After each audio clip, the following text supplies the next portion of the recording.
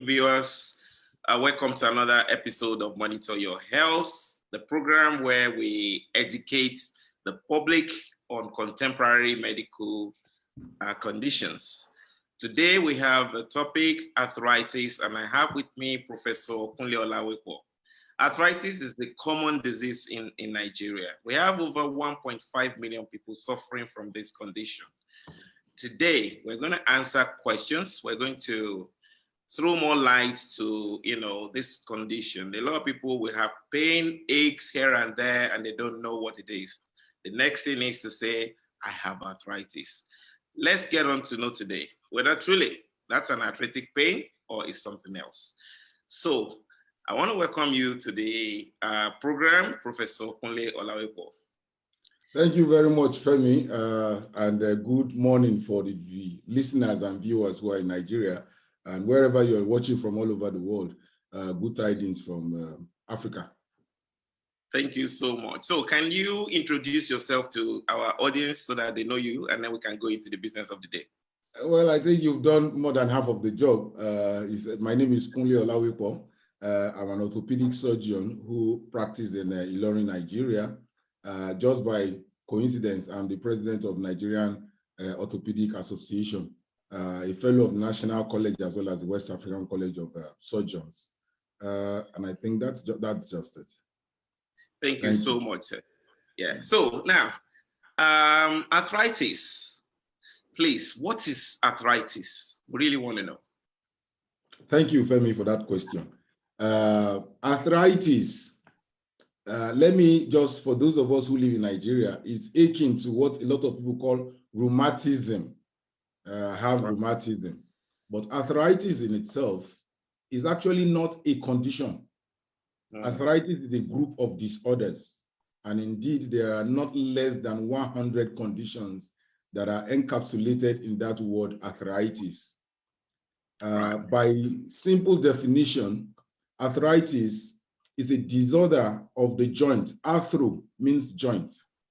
Itis, like medical practitioners know, is usually refers to inflammation. So arthritis, if you join that together. So it is also what people most commonly refer to, that is non-orthopedic surgeons, as inflammation or inflammatory disease affecting the joints in the body. So going back to a proper definition of arthritis, it is a group of disorders affecting the joints in the body. That group consists of not less than 100 conditions grouped together. And it is not always an inflammatory condition. As we go ahead, we'll hear me talk about non-inflammatory arthritis as well as inflammatory arthritis. So that is what it is. When it affects the joint, what do you mean by affecting the joint? There will be pain in those joints and there will be limitation of movement. That is reduction in the ability to move the joint, whether it's a working joint or whether it's a non-working joint. When I say non-working joints, I mean joints that are in the part of the body that we don't work on. Incidentally, trying to clarify what is encapsulated in the 100. We have things like rheumatoid arthritis and autoimmune disorder in the body. The commonest probably is osteoarthritis, which is a degenerative condition affecting the joints, especially the large joints in the body. But we also have gouty arthritis from excess uric acid in the body. We have psoriatic arthritis from psoriasis infestation, the parasite. Not to forget, majority of back pain falls into the category of what is called spondylosis. Spondylosis actually is a form of arthritis, if we call it that, in the bones that forms the spine in the back. So we can actually go on and on and on and on. Thank you. I think that will be enough for the introduction. Yeah, thank you so much. That's actually quite enlightening, because a lot of people, like you said, believe that arthritis is rheumatism. So that I have rheumatism, I have this anytime together. So we now know that it's not just rheumatism. There is a lot there. So what are the, I mean, in terms of the way it affect people, because we believe that arthritis is more of a disease of the aged, like people who are old. Is there any age predilection, or how does it span through, and the age ranges? Okay, thank you very much. Like I said, the commonest form of arthritis is osteoarthritis. Osteo means bone, and that means that the condition causing the arthritis is arising from the bone, essentially not from the bone itself. Anywhere that there is a joint in the body, in the human body, anywhere you can bend, is actually a junction between two bones, not less than two bones. Sometimes it's a junction between three bones. So at that junction, each bone that contributes to that joint is covered by what is called a cartilage. It's like a plastic covering. That is the closest that I can, since I know I have a wide audience of non-medical as well as medical people, like a white plastic, so to say, covering the bone. The aim of that covering is to preserve the joints, because once naked bone touches naked bone, the tendency is that it's going to fuse. So there will be no joint there. So that those cartilages act as junctions between the bone. Now, what happens in osteoarthritis is that there is a degeneration. Degeneration means aging, and that is where what you have said is now correct. For osteoarthritis, degenerative arthritis is the commonest and forms a huge bulk, meaning that as we wake up and as we sleep every day, body tissue degenerates. Put in another way, just like the wrinkling of the face, like the graying of the hair, like a diminution in ability to see well, visual acuity. The bones, especially the cartilage on them, the bones of course grow old too. They become weaker. Everybody knows that the elderly bone is weaker than the bone of the youth or the middle age. So the same way, cartilage also grows old, and then bone now, some of the time, starts exposing and grinding on each other. The cartilage also starts grinding. So that primarily is the cause of the pain. And if that persists, you have limitation in the movement. And if nothing is also done, there will be swelling, there will be inflammation, meaning that part of the body will be warm, and all the other attendant deformities may thereafter follow. Right. So in a way, yes, majority of arthritis, but principally in the osteoarthritic group, will be found in the elderly. Remember that I've talked about rheumatoid arthritis, autoimmune disorder, those can be found even in the juveniles. We also have septic arthritis, rheumatoid arthritis, autoimmune disorder, rheumatoid arthritis. So autoimmune disorder, thank you for asking that, is one of the ways that body tissue starts attacking itself. Auto means yourself. Immunology. In the body, there's antigen, there's antibodies in the body. Antibodies are supposed to be produced to attack a foreign body entering into the body. But in a lot of ways that we medical science understand, the body embarks on a self-destruction sometimes by saying that the body's antibodies start attacking the body tissue. And therefore, you can find it even in the muscle, in the bone, and synovium. When I say synovium, I mean the joint capsule itself. So rheumatoid arthritis can be found in the juveniles, can be found in the elderly. Septic arthritis, also known as suppurative arthritis, is talking about infection, pus in the joints. In fact, it's commoner in the little children than it is in the adults. Psoriatic arthritis is not age, there's no age predilection.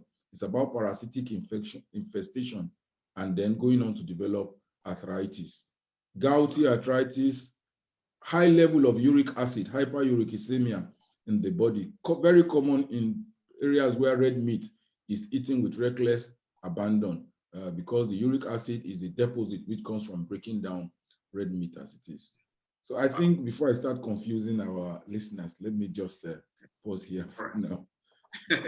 Thank you so much. That's a bit deep though. That's fine. So now we now know that, okay, there are different types of arthritis, and it might as well be that a lot of this pain that people have is actually arthritis. How do people really know that what they have is arthritis? How do you not precisely, at least when will I start thinking, I need to go and see my doctor? I think it might be arthritis. Well, I think the thing to do is actually when you have pain in any part of the body, and especially if it's pain coming from the joints, is to see a doctor. Don't go to the doctor with the mindset of, oh, is this arthritis? Is it not arthritis? Go to the doctor and tell your story, which is called history taking in medical practice. Asks for the story. When did it start? How did you notice it? Because somebody who was playing football yesterday and got a rough tackle on the field of play, and because we have talked about pain in the joint and some swelling today, and the inability to move the joint, may now approach the doctor tomorrow morning and say, doctor, I have arthritis. That's not arthritis. That is actually inflammatory changes as a result of trauma. Trauma is a very, very important cause of pain in the joints. You're walking, you fall off the stairs, you knock your knee, you are doing sports, you twist your wrist, you twist your ankle, you miss your step, you twist your knee. All of those ones are essentially injuries as a result of either fall or trauma. Trauma may be mild, like you missing your step just on the stairs or sleeping on the floor. Trauma may be significant, especially road traffic crashes, motorcycle crashes, riding on a bicycle and getting hit or hitting something, all of those ones. But coming to the other part of the story, like I said, osteoarthritis is the commonest, and the primary form of osteoarthritis. For the osteoarthritis, there are two types, primary and secondary. Right. The primary form of osteoarthritis is the elderly osteoarthritis, which is due to degenerative changes in the joint, meaning that as we grow and as we age, like I said earlier on, the body tissue in themselves starts aging. And just like you change your oil filter in the car, you change your carburetor or something, there is no workshop for changing the human parts like that, but indeed they grow old. Remember that that's the same joint that you've been using since the day you were born, and now you may be in your 60s or even your 70s or 80s or 90s. In fact, some people have even crossed 100. So the primary osteoarthritis is that arising in the elderly group, primarily as a result of age. But don't let us forget that osteoarthritis in itself also has some genetic component to it. There's usually a family history. When you find maybe somebody in their 60s come to you, pain, or you started, most of them will volunteer the history and said, well, my dad actually lived 90, but I know that he also had complaints like this. It's commoner in the women, okay? And therefore, therein comes in the fact that a lot of people have also adduced, not adduced, it's a proven fact, that weight has a component in it, okay?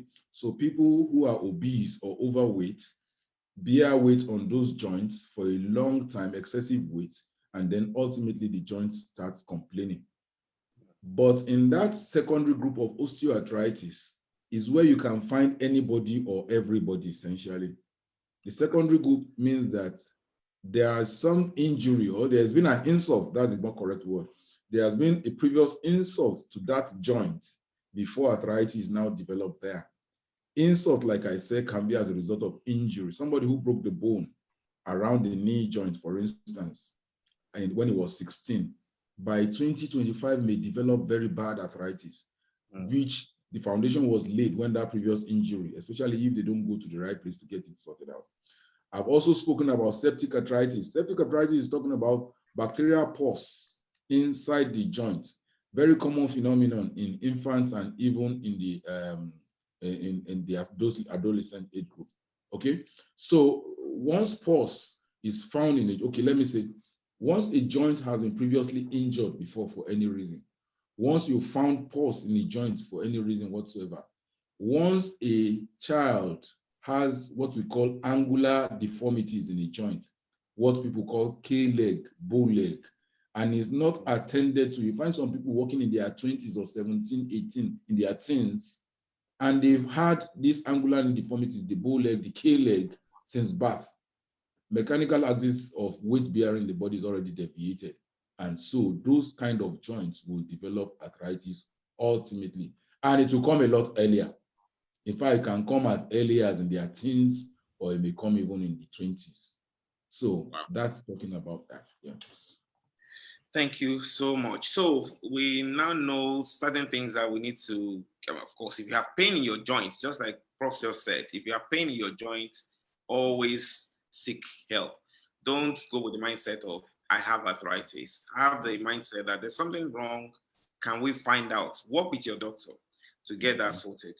Thank you so much, Prof. So what we would like to know now is what are the kind of investigations or tests that can be done? Obviously, that when we present, so that we can allay a fear, because some people would think that you're going to bring hammer like you do in the theater to come and start hammering people's knee. Because we know you as carpenter. Thank you very much, Femi. You know, medical practice has a stepwise approach to issues. One of the things is what I've spoken about earlier. You get to your doctor's room, and it doesn't just grab you. He have a chat with you, asking you about how, when, where, you know, all of those. And then after he's done that, he has an obligation. Before I go to what way can we look for, he has an obligation to now go and check. So by way of recapping, with questions come, pain is likely to be the presenting complaint. Oh, I have pain. Where is it? In this part of the body, the joint. Okay. And when it came, putting my foot or knee to use the knee became difficult. Limitation of function comes in. And then we ask you, has it been swollen at any time? Yeah. Sometimes it swells up and then it goes down. Or even as I have come now, you can see that it's swollen. And then, is it, oh yeah, when I feel, I see that it's warm. It's a little bit warmer than the other limb and all of that. So those are the things that may come out in the discussion, the history part. Coming to physical examination now, after that is done, the doctor, of course, will ask you, can I have a look at the joint? Okay. And then he tries to see all of these things that you've talked about. Try to see if there's pain, eliciting tenderness in that joint. And he tries to move the joint and see whether the joint is actually moving well to elicit that limitation of movement. In some of them, you could actually hear grating sounds. It's like you're grinding something. Okay, we call it crepitus, where you find the cartilage has broken or bone grinding on bone will give gritty sounds. In fact, some patients will come and tell you, when I walk, I hear some sounds in my joint. I will take the knee, especially as an example. I have some grinding sounds in my knee and all of that, and therefore I know that over time I can't bend it as much as I can. I can't even squat as I am now, you know. So all of those ones will come. Ultimately, trying to elicit any differential warmth, any fluid in the knee, like I said, is a common thing. If there's a fluid in the knee, it definitely must come out. So after all of that, that's at the presentation, even at the clinic. Then you now get to the point where, okay, let us have a look at this investigation. What can we see? The very common investigation is to ask for an X-ray of that joint. Because when an X-ray of the joint is requested, you'll find out that there's a reduction in the joint space. Right. The cartilage is worn out. If you do an X-ray now, there are usually spaces between joints. Like I said, it's a junction between bones. So you will find out that there are spaces. The space includes the end of the bone as well as the cartilage, which is not shown on X-ray. So there's a wide gap. But as the cartilage gets eaten up, the bone gets closer to each other, and then you find out that this joint is not as full as it would have been. We call it a reduction in the joint space. In some people, actually, there's a total obliteration of the joint space. And bone, because it's touching on bone, may actually go ahead to fuse. Where bone is grinding on bone, you start finding what we call osteophytic spores or osteophytes. All of those will be found on X-rays. Apart from the X-ray, you can go ahead, CTs can be done with another form of X-ray, just a specialized form of X-ray. You can do an MRI to look at cartilage, ligaments, and all of that. Because arthritis is not limited to just the bone. It goes into the tissue, like we have said. Again, you may want to look at, is there a rheumatoid factor positivity to rule out what type of arthritis is this? Is it a rheumatoid arthritis or just a straightforward osteoarthritis? So in some, even in the rheumatoid group, it's not every patient that has rheumatoid arthritis that will eventually have rheumatoid factor positivity. They look for anti-nuclear antibodies in the blood, but at least it has a possibility of about 50 to 60%. Again, you want to take blood to look at the full blood count. ESR, those factors, the erythroid segmentation rate may actually go up, suggesting things. Remember that we talked about gouty arthritis. You want to look at the uric acid level in the blood. And if there's hyperuricemia, that is, if the uric acid level is increased, then you're thinking of gouty arthritis. In psoriasis, like I said, is a parasitic infestation. Okay, lymphocytosis, skin snips to try and see whether you have immunologic reaction as a result of the skin snips that you've taken would also give those. So, but the doctor will not do all of this. That's the beauty of clinical presentation.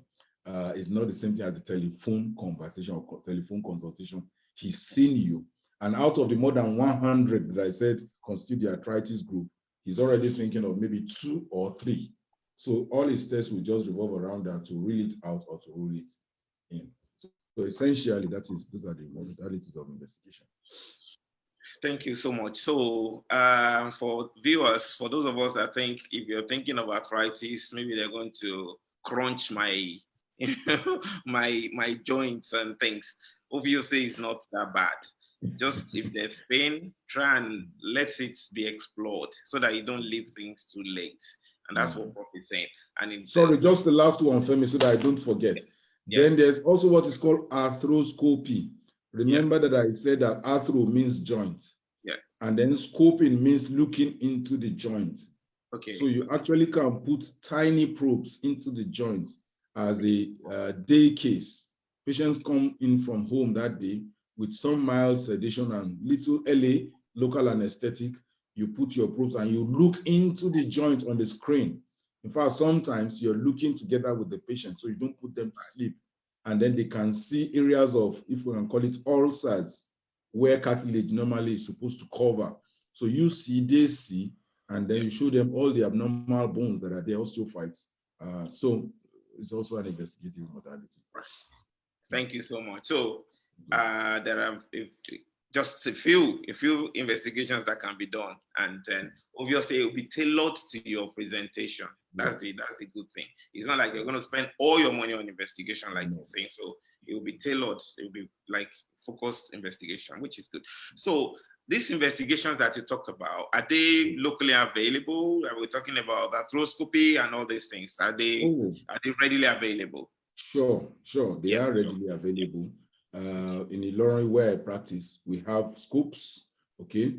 And then for each scope, you have different gradation of the probes, okay? So you need different probes for different parts of the body. Going into the wrist joint and the ankle joint is different from going to the hip and the knee.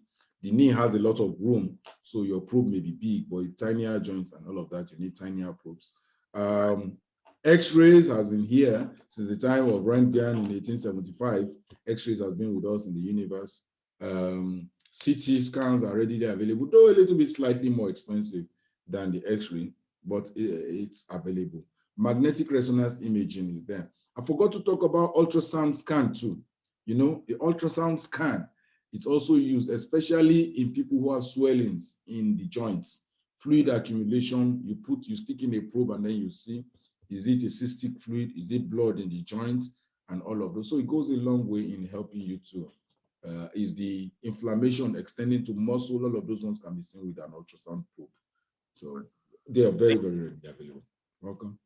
All right, thank you so much. So in terms of treatments, okay, we now know that this person has a problem. Like we have a patient, we have one of our viewers that is just asking now that I got back pain and knee pain. And what is this? It's very painful when I drive. What can I do? Okay, so when people have these symptoms, or what sounds more like a problem, what sort of treatments can they have? What sort of treatments? Okay. Like I said, the first thing to do is to see a clinician. That's very, very important. Upon seeing the clinician, have a physical examination, relevant tests done, then we'll now go to the point where he's trying to prescribe medications for you. The first principle about pain is that anywhere there is pain, give painkillers. Whatever else that is required, you need to kill the pain. Nobody can truly survive pain chronically and continuously for a long time. So you need to bring down the level of the pain. In giving the painkillers, you first and foremost want to take a history in the patient, because most of the drugs or some of the drugs that we use contains, they are non-steroidal anti-inflammatory drugs. And you want to, those are capable of either inducing ulcers or exacerbating ulcers in those who have them. And even those who don't have them, you might have heartburns, gastritis, and all of that. So you want to take that history before you even proceed on giving it that.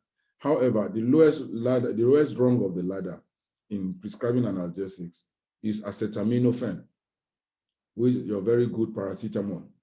So when patients come to the clinic and then you do some assessment and you find out, okay, yes, some people are more sensitive than others. Once they see the slightest in the hospital, and then you take a very good look at it, and you say, okay, fine, paracetamol will be fine. And then they're like, doctor, ordinary paracetamol. And I said, no, paracetamol is not ordinary.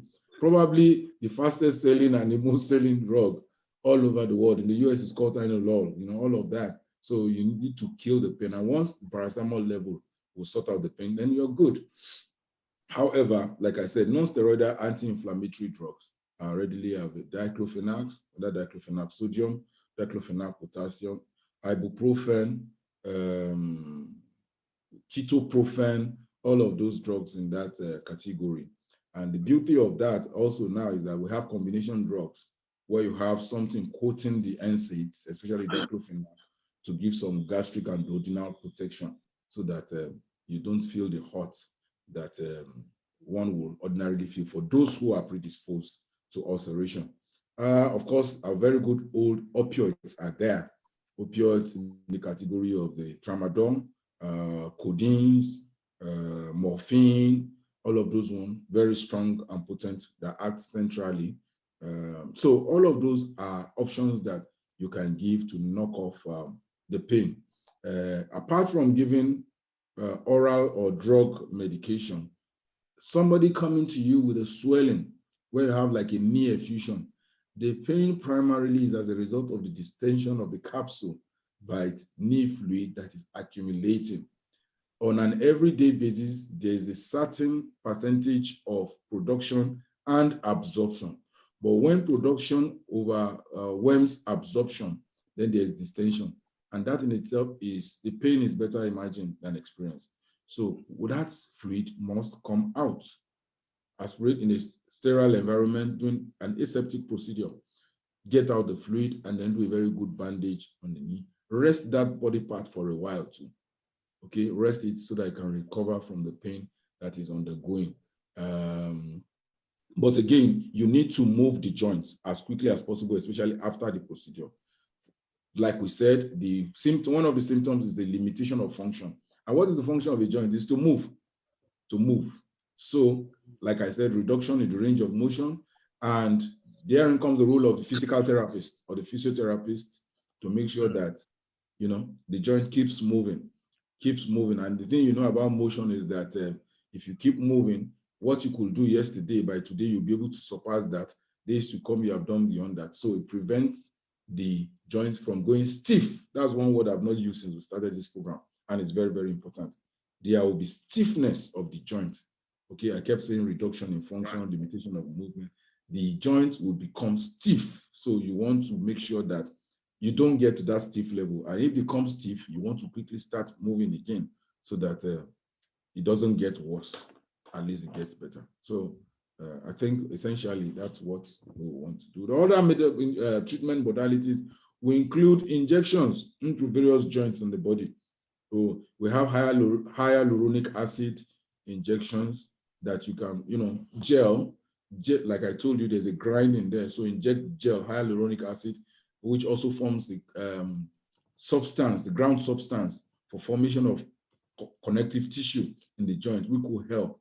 We also have steroids, methylprednisolone, for instance, can be given. Another category of drug is the chondroitin sulfate group, which is essentially branded as ArthroCare.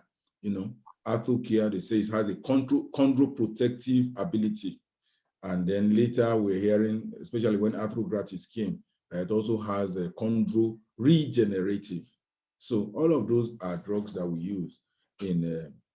When I say chondroprotective, chondro is about the cartilage. It means it has the ability to protect the cartilage from wearing off. And when I say chondro-regenerative, it means that even for the cartilage that has worn off, these drugs claim that they have the ability to regenerate some cartilage in those joints. So we use a combination of these drugs, and by and large, we have good results. However, if I may just go to that, especially for the large joints in the body, there's also surgical intervention, surgical treatment where the joints may need to get replaced. What am I talking about? Arthritis can be classified as early, intermediate, or late. We can call it as mild, moderate, or severe arthritis. When they come as very severe arthritis and the joint is totally obliterated or it's even fused, we may have gotten to the point where that joint needs to be replaced. Total knee replacements, total hip replacements, shoulder replacements, ankle replacements. Those are all available in the country where we take out the natural joints and then we put in implants. It does a lot. It completely knocks off the pain. It for those who have already started developing complications like bowing of the knee, K-legs, deformity in the knee, shortened limb, joint replacement goes ahead to equalize the limb, straighten out the limb, take out the pain, and the person lives happily ever after, as it is. Wow. Thank you so much. So there's a lot that can be done. I can say the patient that I just mentioned. I keep saying patient because he keeps talking about that. One of the viewers who has asked further question again. Obviously, he lives in the UK, but I think looking at the question, said, thank you, doctor, for mentioning my case. I live in the UK. I have used very strong tablets like pregabalin, but it's not relieving. It's not, but it's relief and comes back again. I'm 60 years old. Of course, what I'm just going to, I can throw it to the prof, so just talk about it, but I might just top up later. So this person really wants to hear something. Can help. Yeah. Thank you very much. Pregabalins are also a category of drugs that we use.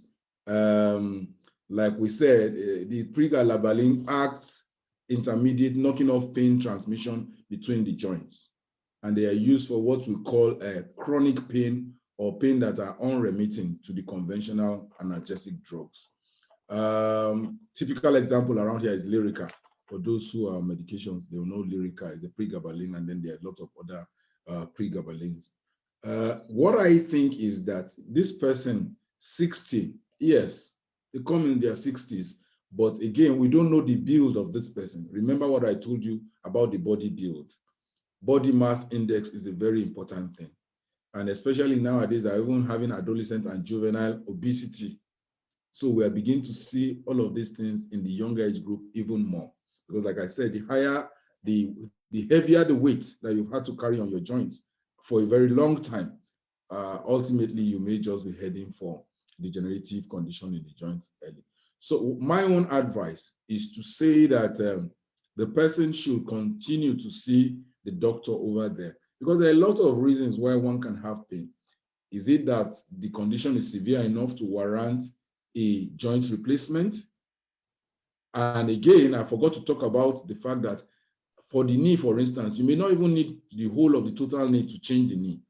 In the knee, there are two compartments, the medial side and the lateral side. So it's possible to do half of that joint compartment to find out that I feel the knee, but it's on the outside of my knee. I feel a pain, sorry, but it's on the outside of my knee. I feel a pain is on the inside of my right knee.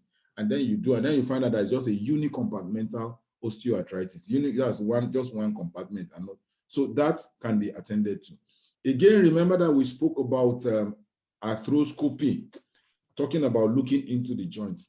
Arthroscopies can be diagnostic as well as they can be therapeutic. You can use them to make your diagnosis, and in the same way, you can also use them to treat.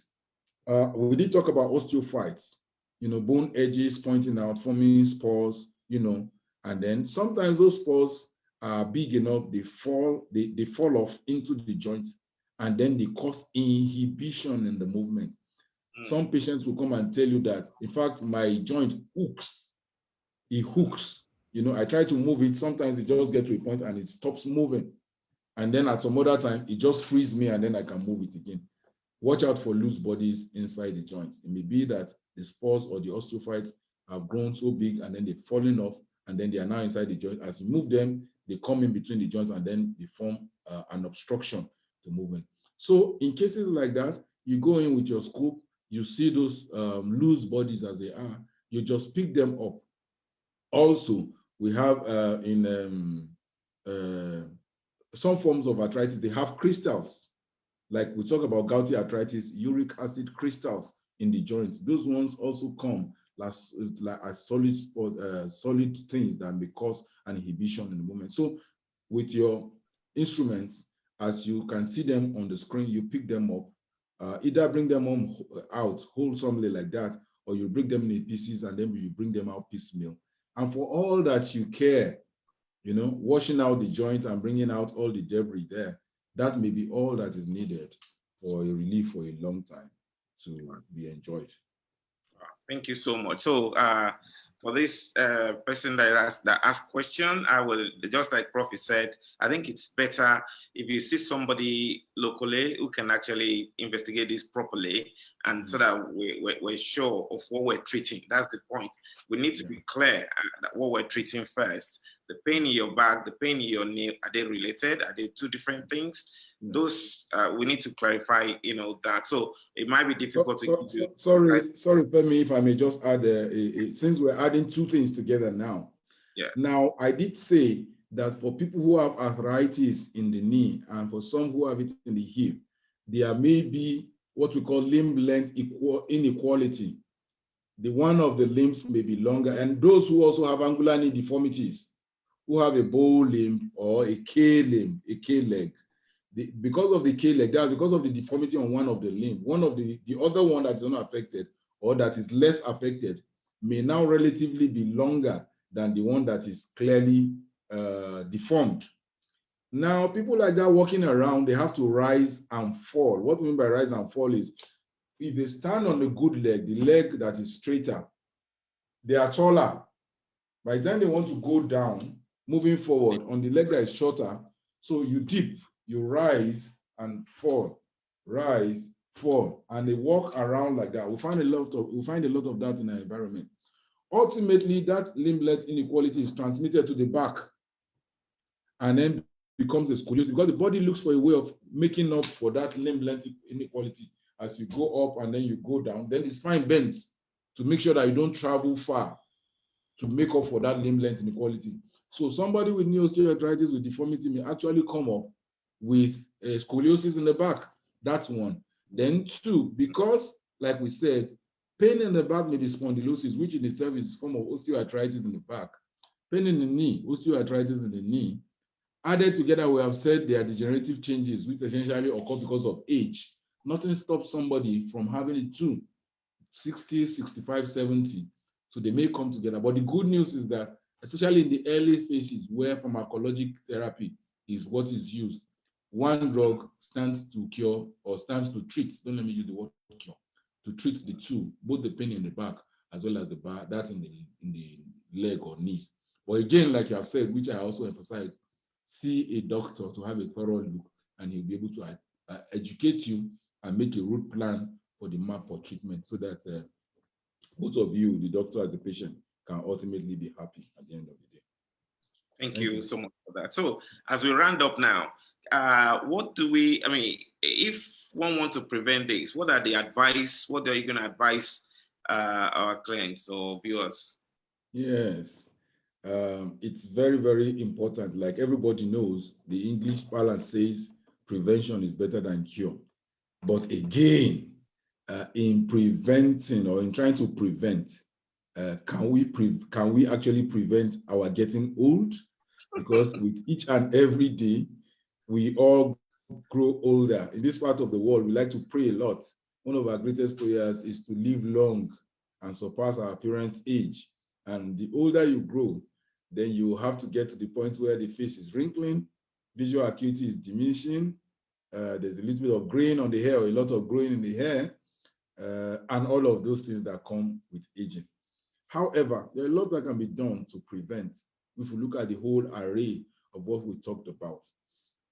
First and foremost, making sure that we live in a healthy environment.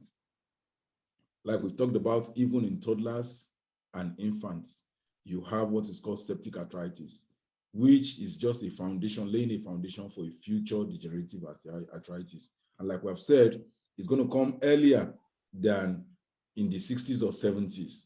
So you want to prevent getting any bacterial infection into the body.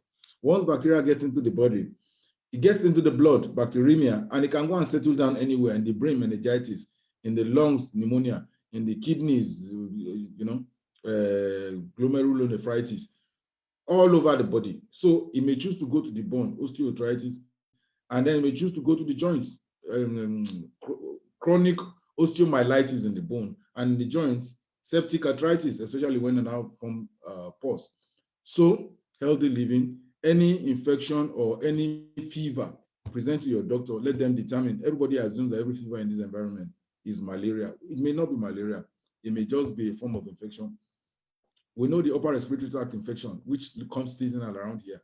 That may be the source of the focus through which it enters the body.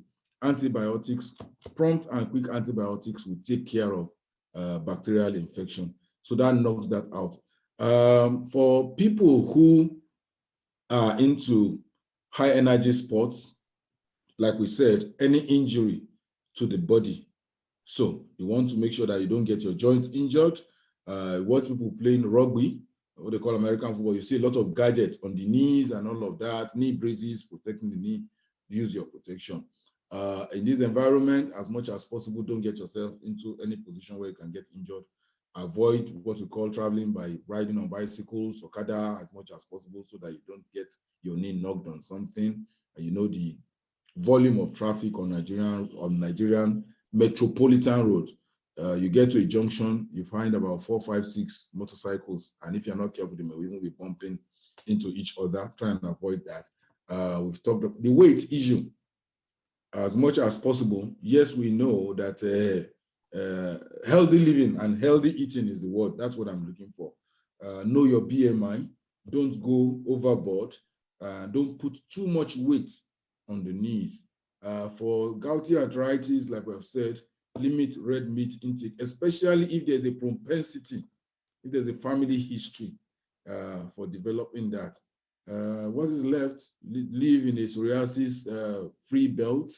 For the autoimmune disorders, that essentially is genetic. Again, in getting married, you want to have a very good history about the genetics of your partner and make sure that you really can't be too sure, but at least have a rough idea that, okay, compatibility is very, very important. Autoimmune disorders can occur in anybody and at any time.